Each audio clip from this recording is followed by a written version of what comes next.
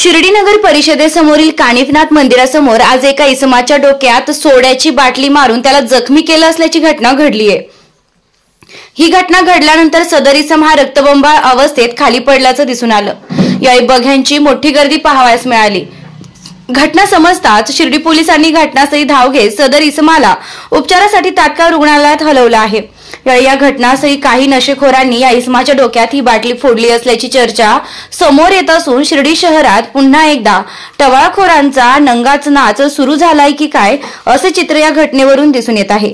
सदर इसम कोण आणि त्याला जखमी करणारे कोण याचा तपास पोलीस करत असून या प्राणघातक हल्ल्याची उकल पोलीस तपासात समोर येणार आहे। नामदार राधाकृष्णजी विखे पाटील आणि खासदार डॉक्टर सुजय विखे पाटील यांच्या मार्गदर्शनाखाली एअरपोर्ट रोड लगत शिर्डी हद्दीत साईच्या ग्रुपच्या माध्यमातून रामनगरीचा भव्य प्रोजेक्ट। वैशिष्ट्ये शिर्डी एअरपोर्ट रोड लगत बस स्टॉप, शाळा, बँक 5 मिनिटांच्या अंतरावर, ड्रेनेज व स्ट्रीट लाईट, प्लॉट मध्ये प्रशस्त श्री राम मंदिर, साई समाधी मंदिरापासून 10 मिनिटांच्या अंतरावर, MSAB पोल कनेक्शन, 20 फुटी अंतर्गत रस्ता व दोन्ही कडेने सुशोभित झाडे, रहिवाशांसाठी अनुकूल, शिर्डी नांदुर्गे शिवरस्तार लगत साई परिक्रमा मार्गालगत, प्लॉट लगत 18 मीटर प्रस्तावित रस्ता। तर त्वरा करा, आजच आपला प्लॉट बुक करा।